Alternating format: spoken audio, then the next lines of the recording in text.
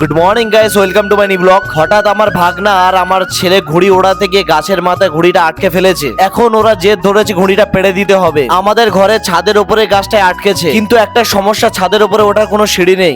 চারিদিকটা আমাদের কোনো সিঁড়ি নেই, ছাদ আছে কিন্তু সিঁড়ি নেই।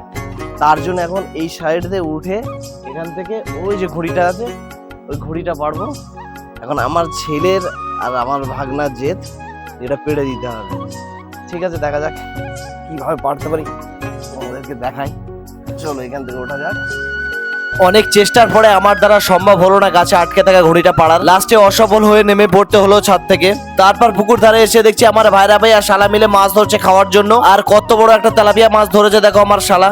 আমি মাছটা ধরতে যাচ্ছিলাম, দেখলাম হাত থেকে ফসকে গেলে চলে যাবে, তাই ব্যাগে দিতে বললাম। দেন শুনছি গ্যাসের দামটা অনেক বেড়ে গেছে, আবার নাকি গ্যাস পাওয়া যাচ্ছে না, তাই সবাই মিলে গাছ কাটতে চলে আসলাম, গাছ কেটে শুকনো করে জ্বালানি করার জন্য।